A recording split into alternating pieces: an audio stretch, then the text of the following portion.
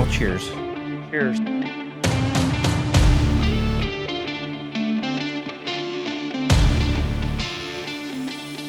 Also known as a Lady in the Bourbon on Instagram. I think it's Huckberry.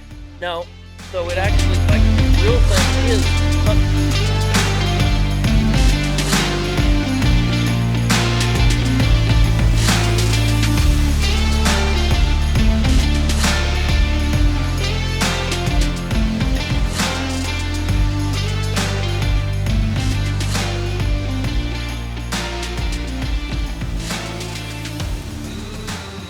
Our little niche is that we just like to drink bourbon and bullshit, you know? That's why the big BS in our logo is we just like There to it bullshit. is. Bourbon for bullshit.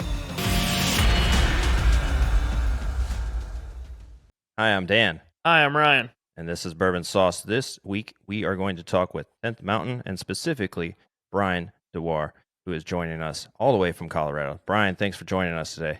Yeah, absolutely. Thanks for having me on. So, how long have you been with 10th Mountain? A little over 2 years now. What's your background real quick so everybody kind of gets an idea of where you came from and what you are doing now? Yeah, absolutely. So, former Marine, was in the Marine Corps from 2007 to 2011, got out, went into the federal government right after that, worked for several different agencies, ended up with Department of Homeland Security, becoming a federal officer for a little over 10 years. Got out of that a couple years ago after I didn't like what was going on. My friend owned this company. I ran into him that way with a nonprofit I run that takes veterans hunting and fishing around the world. It said, "Do you have a position open in your company? I'm leaving the agency." He said, "Do you want to run the company?" I said, "Sure." And he gave me the job. So, he basically gave you the keys to the mountain. Keys to the castle. Yeah. That's awesome. So, how did you find yourself amongst Army guys? Well, you got to think about it this way, right? So every person has their own place to be in. Mine is to help out veterans or first responders or Gold Star families whenever I can to push it in the right direction. So that's what we're actually looking at doing. And we do a lot of philanthropy work. So that's how I ran into this company, is by helping run a nonprofit that I still help run today and then continuing forwards with that. And it was a serendipitous path, you could say. So I think we're starting with the bourbon on this one. Yeah, absolutely. Yeah, so a little bit about the distillery. I noticed that they keep their products a bit young, about 2 years. Is that correct? Yeah, so don't let the age fool you when it comes to this, right? We've won multiple different competitions all around the world with our bourbon, rye, single malt, and they're all, you can say, young, right? But young whiskey is good whiskey. It's just how it's processed, what's going on with it, how it's fermented, everything that's going on. So we'll dive into the whiskey. I'll have you guys try it first. Let's get your opinions on it, and then I'll explain the mash bill and how that process actually expands and what we're actually doing with it. This is the bourbon, and this one has, if I'm not mistaken, four golds. 7. Seven Oh. now? Now, Okay. it's been 7. We just don't put all the awards on there. Well, what are you guys getting on the nose off of it? I get a little bit of almost like a slight toffee and a little bit of sweetness. I get a vanilla note. Yeah, oak some vanilla. for sure, like a lot of oak. I Okay. get like a vanilla toffee. The Vanilla. oak is not super strong for me. I've got a lot of vanilla and a lot of toffee. Okay. It is a bit sweet. I do get a bit sweet note. Do you know what the mash bill? Or are you allowed to tell us what the mash bill is for this? Absolutely. It's 75% corn. The corn comes out of the Ute tribe out of Cortez, Colorado. It's 21% rye. Rye comes out of Fort Collins, Colorado. And the barley comes out of Sheboygan. That's at 4%. Sheboygan. I like that. Sheboygan. That's fun to say. So with it having a 21% rye, it's going to be a little hot. To an extent, right? So it just depends on your palate and what's going on with it. I think it gives it a nice complex tone when I drink it. So it just really depends on how you are, where you're from, and what type of whiskey you like. At 92 proof, it's a little bit smoother to me, gives some caramel notes. It also relaxes on the back end and then opens up in the middle. Well, let's take a sip. Cheers. Cheers. I can get that rye I get the rye on the back for end, sure, but it's not. but I get a it's- real sweet corn. I don't have a whole lot of burn. I can get the rye for sure. I get the little bit of the sweetness from the corn. I get a nutty toffee. Definitely get some nuttiness. The oak came through on that flavor though. reminds me really of well. like a Yingling beer almost. With that, like the flavor profile of Yingling beer. If you've ever had that, It's that been a minute, but yeah. that nutty, like a nut brown beer kind of a taste to it. Okay. I definitely, for me, I'm with the nuttiness. I'm getting like a fresh cracked walnut kind of. Oh yeah, I could see that. That's an interesting pair. Yeah. Yeah, there's not much. Hmm. There's not really a burn to it at all. It's not that hot for having 21% rye though. That's shocking. I will say, what I can tell about the rye is it's like very quickly drying my mouth out, but it's leaving all the flavor behind. Mm. Okay. It has like a medium finish. Mm-hmm. Like I'm still tasting everything. I will say my tongue is kind of dry though, but I am tasting absolutely everything. Yeah, it's still. really good though. don't I am test- liking the flavor. Good. Go ahead. But never push out a young bourbon or a young rye because you never know on the complexity you're actually going to get it out of. So that's why we try to say that. Our fermentation's a little bit different when we do it. We actually do everything from grain to glass ourselves. So from mashing the and making the flour to the boil to the open air fermentation, adding in the yeast, and we just use a distiller's yeast. We don't use anything fancy. Then we also try to switch it over and do our processing's a little bit different. So we have a pot column still that we use, and it's a Van Dome. So we try to do a little bit nicer, 100% copper, but we still it at least 4 to 5 times to try to get it into that correct flavor profile that we're looking for, and then it'll go in the barrels at 125 proof. That was my next question. Okay, and then what kind of char barrel are you guys using? We use a number 4 char on ours. And who's the cooperage that you guys are using? West Virginia Barrel Company. Oh, okay. Okay. What? So in your warehouse, is there a floor that this is sitting on, or a shelf level? This particular bourbon rides on everywhere. We Okay. move everything constantly. So we're currently in production to build our first rick house. We have over 700 barrels laid down right now, but we're out of room. So we're building about a 3,500 square foot rick house as we speak. Okay, nice. Nice. So have you found that them kind of being moved around changes each barrel slightly some? Or is that where you all actually To be honest, we haven't really researched to look at these barrels taste better than these barrels, or because of this area, it changes this profile. We have big heat swings and cool swings like Texas does, just in a more of a dramatic setting. So in the summers, we can get up to 115 degrees at 0% humidity, though. And then in the winters, it'll go down to sometimes -10, -15. Okay. Well, that was a solid bourbon. Being a 2-year, and what do you normally? What did you say you normally get on the taste for you? It really depends. So I can get caramel out of it, some cherry notes, a little bit more relaxed though. I do get the walnut in the back end sometimes in the mid palate, especially on the sides. And then I try to work through it sometimes. I can taste like almost like an really dark oak Chardonnay, which it's coming through the back end, but it's very light in complexity when I'm actually trying to get that note. Our higher proofs do pull that out a little bit better. So we're working on that right now to get those released more to the public instead of just our tasting rooms. Yeah, I was gonna say with that drying out, and I don't know if it's because the rye is doing that drying out, but it does remind you of a Chardonnay for sure with that. That's interesting. So that's the only bourbon you all have for public consumption outside of your tasting rooms right now, correct? Correct. I mean, we do have barrel picks across the country, so some liquor stores do buy our stuff and they do barrel picks. So if anybody wanted to do a barrel pick, we're absolutely happy to do that. We have enough in stock to do that. We're continually going to expand and make better products and keep going with it. So, So is there a process for people to get with you all to do a barrel pick?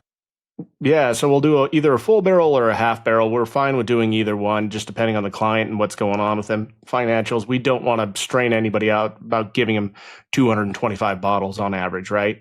So Right.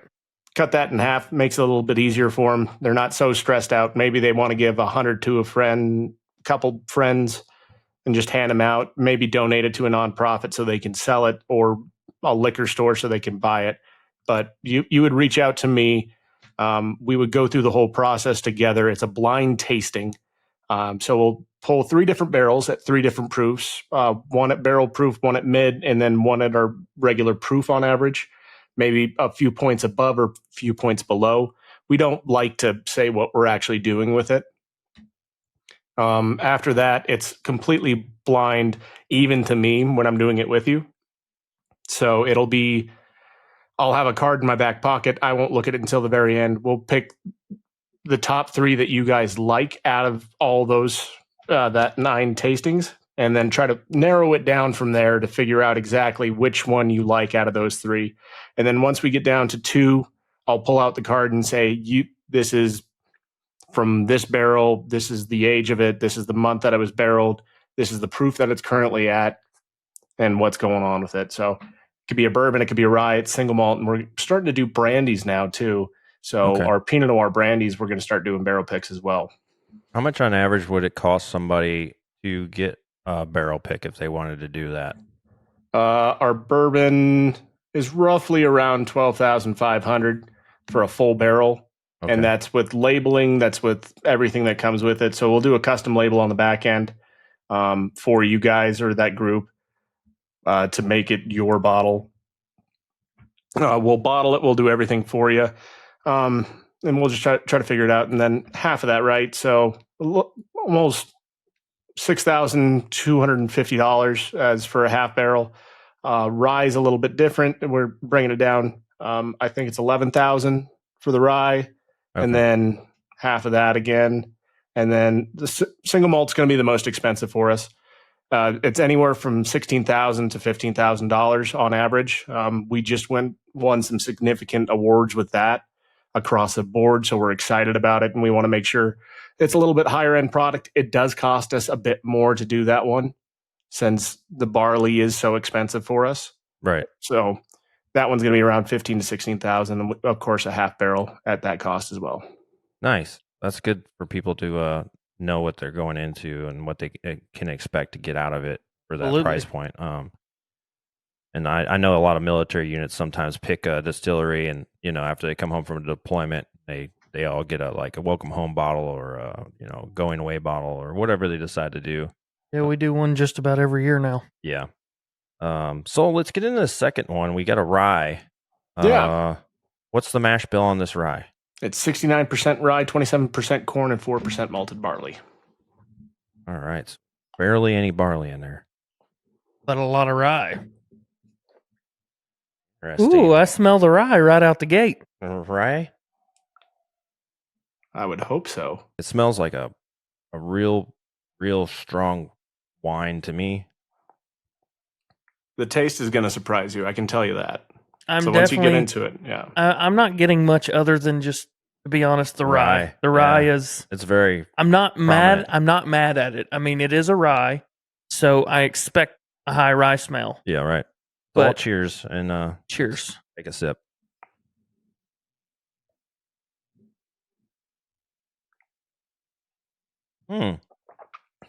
That small amount of malt though, does kind of come through. It's interesting, but there's an interesting rye note on there. What was the rye percentage on this again? 69. Of course, it's 69%. I'm not saying we're children at where we work, but I'm. I was gonna say it's a bunch of military guys. Yeah, of course, it would be. there is less burn from this than there was in the bourbon. I thought there was going to be... It doesn't dry your mouth out as fast as the bourbon does either. What's the proof on this? 86. Oh, okay.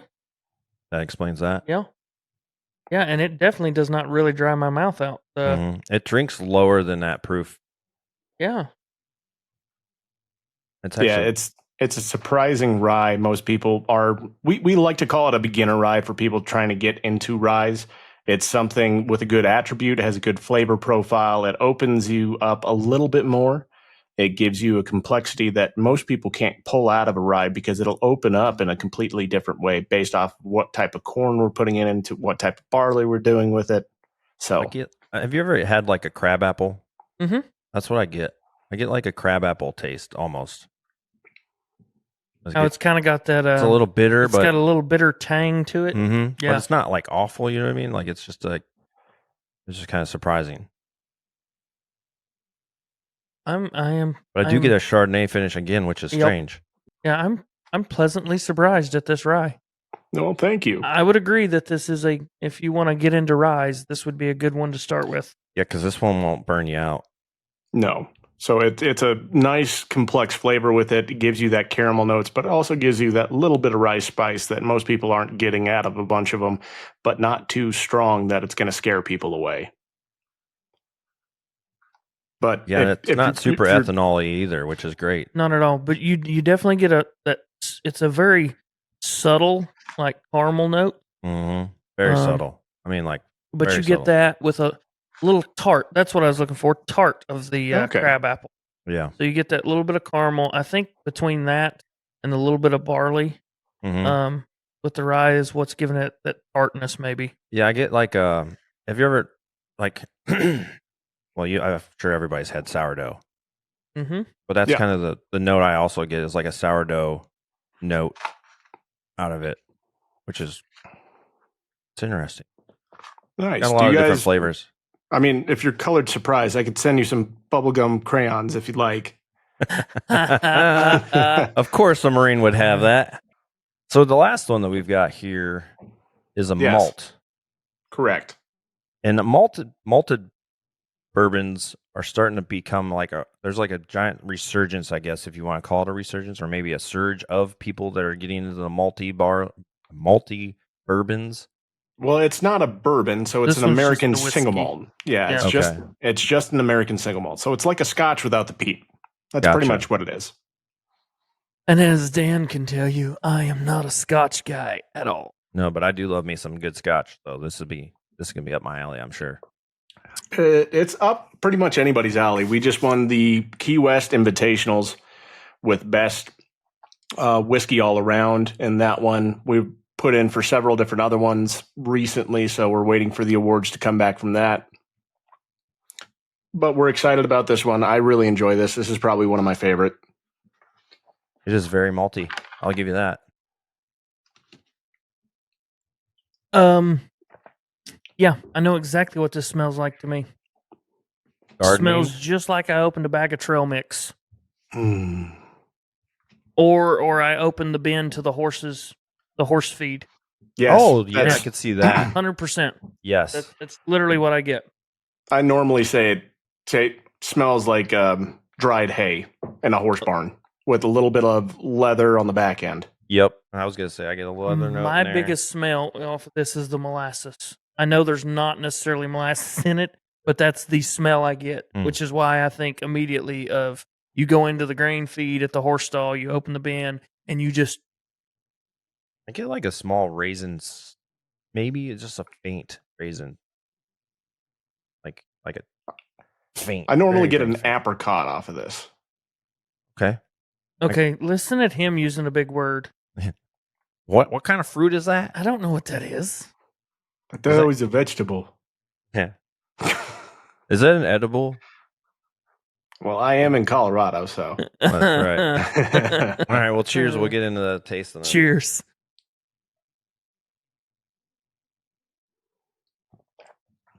Oh, wow.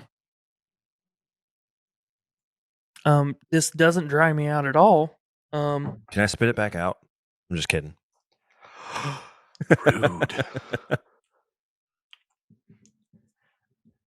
See, now you can like single malts. It's interesting. It's very complex for sure. I get caramel in this one more than anything else. I definitely on the taste. Like a burnt caramel. I get the raisin on the taste. Mm-hmm. Nice.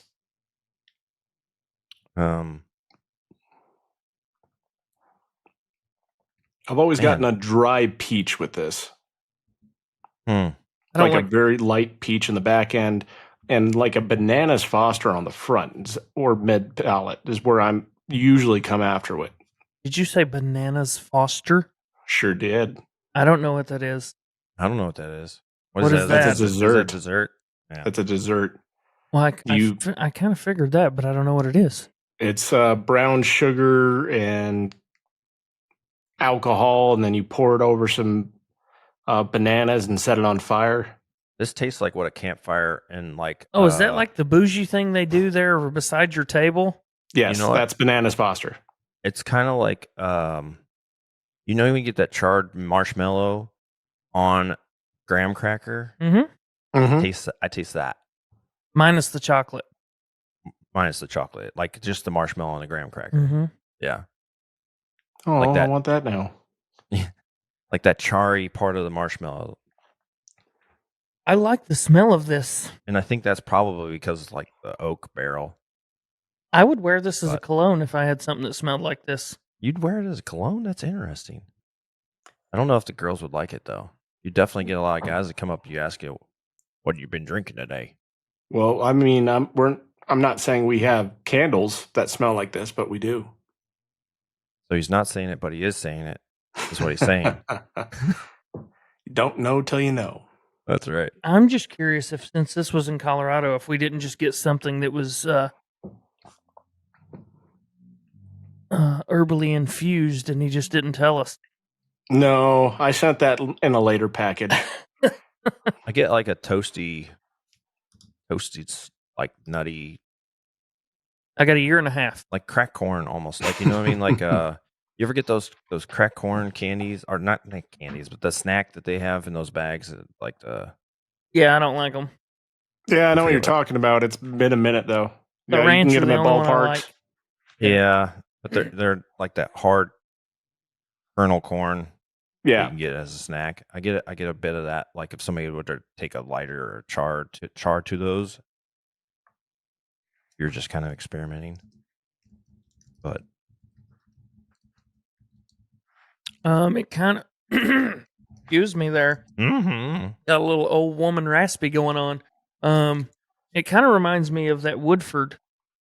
The double oaked one? No, the other one. The malted one. The malted Woodford, malt? yeah, the 5 malt Woodford. It does. Yeah.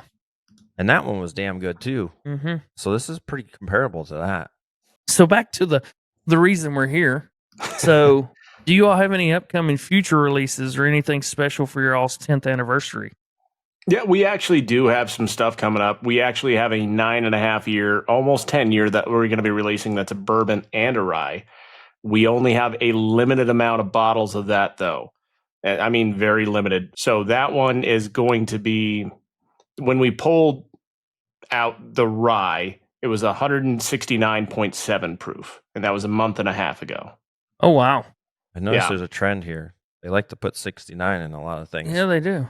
No, that one just came to 69. We didn't put it there. Well, I mean, a lot of things come to 69. Or they don't. Or they try to. Or they try to. Or they leave happy. I don't know. Whatever. So a rye, and what was the other one? And a bourbon. Okay. That'll be awesome. Are you guys going to change the label for that?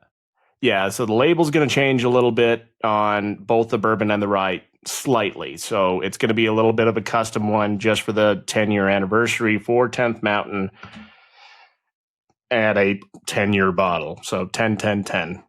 That'd be cool if you had a unique topper, like a big Ooh. Roman numeral 10 or something. We may have a topper that's going to get placed on it too, that we've already had custom made, and they're just sitting there. Look at that. I like it. So, I like it. Psychic. Yeah. So those are done already. We're also looking at releasing our chocolate bourbon, our chocolate rye. We have a honey bourbon and a honey rye we're about to release, as well as a maple bourbon and a maple rye that we've already released a week ago. Oh, those sound I delicious. kind of like the maple bourbons a little bit. They're not bad. It's seasonal for me. Well, You know what I mean, the Like, Knob Creek maple, it's like it's literally like drinking maple syrup but alcoholic. Ours is a Yes. little bit different. So we actually do barrel-aged maple syrup, barrel-aged honey in our barrels, and then we just take out the honey and the maple syrup, and then we're going to add back in that bourbon or that rye into those.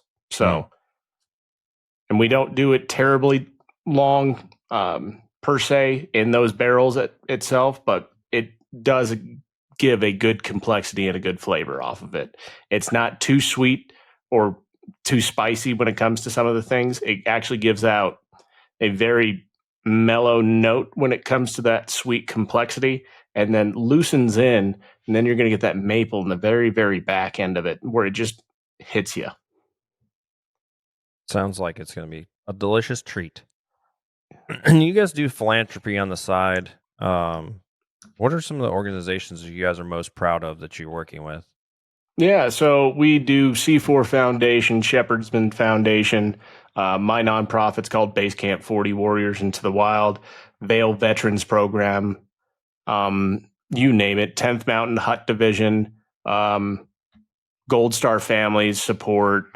It's you name a veteran nonprofit. We try to help out as much as possible.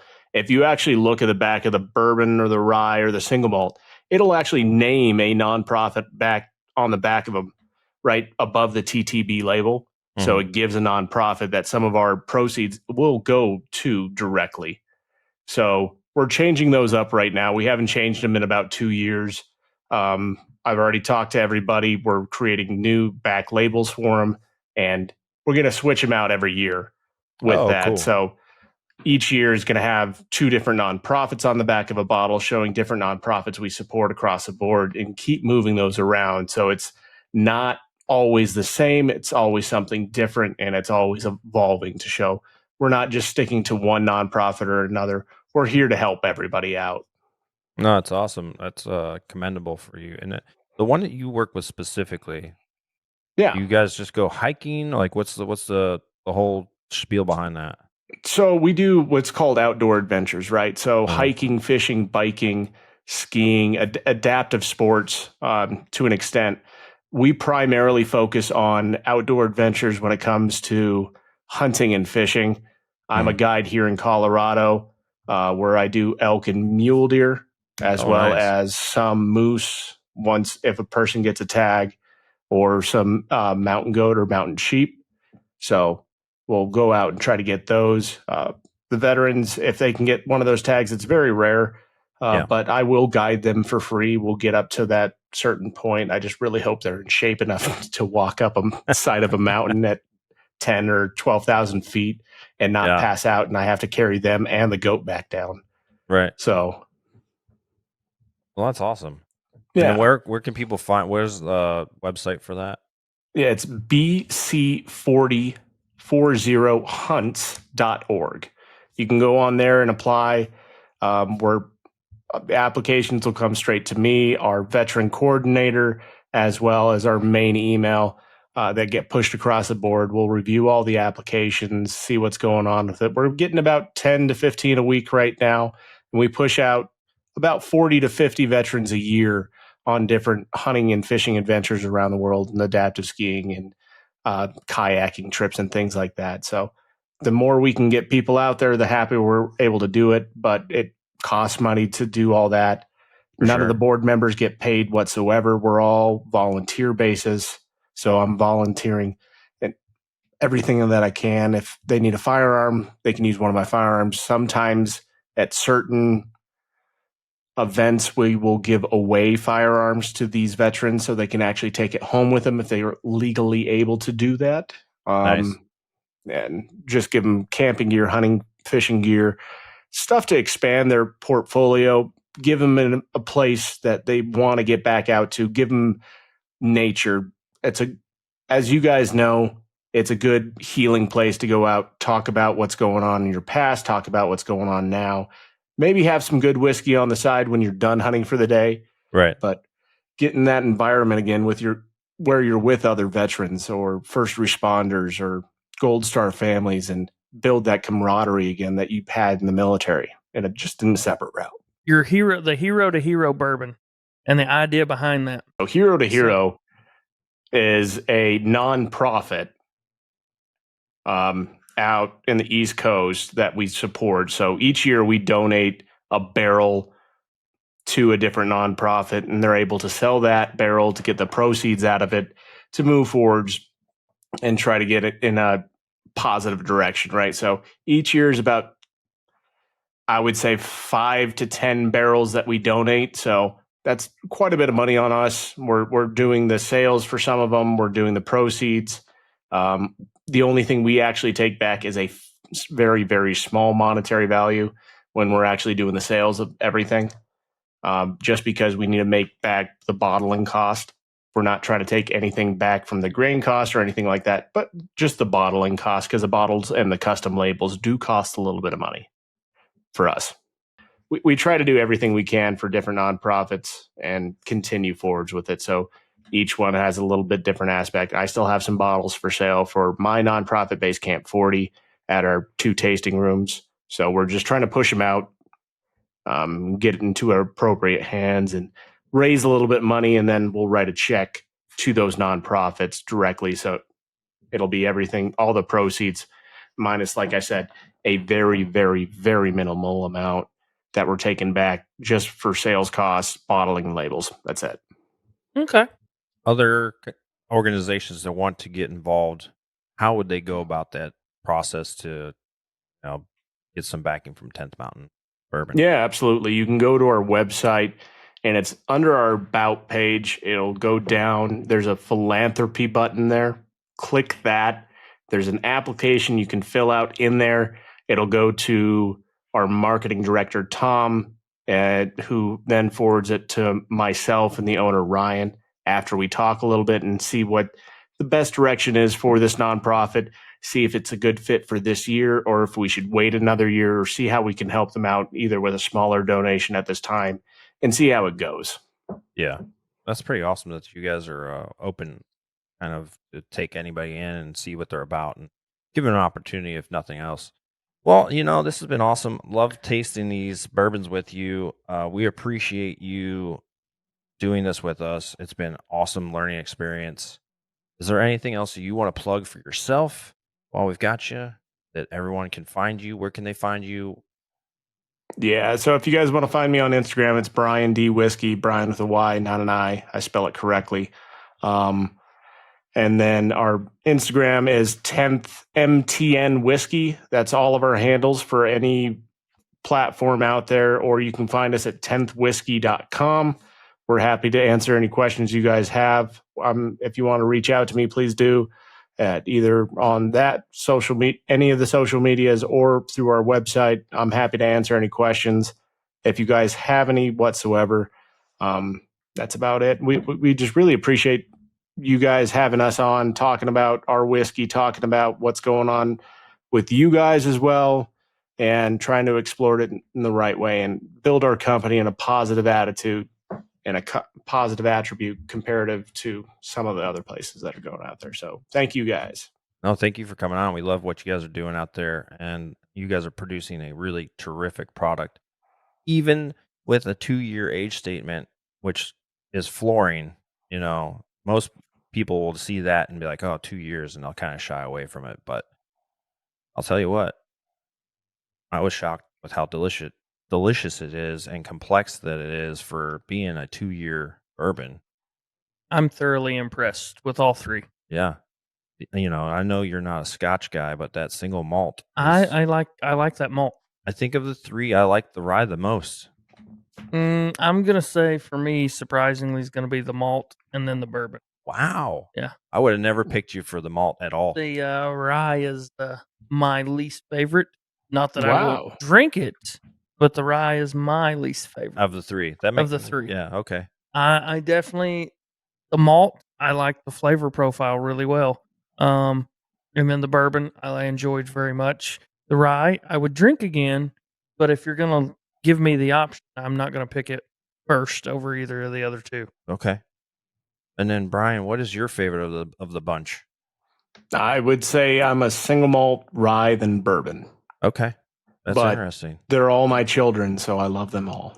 That's right. You love them all equally, right? He has no favorites. He has no favorites. I have no favorites, Yeah. but I kind of do. That's great. And then if people are on your website, there are some other merchandise things that they can pick up and they can get swag. If people are curious, they can always go to our website, bourbonsauce.com, where we have merchandise and some other things that you guys can click on links there too. Well, until next time, you guys drink your favorite bourbon and get sauced. Cheers.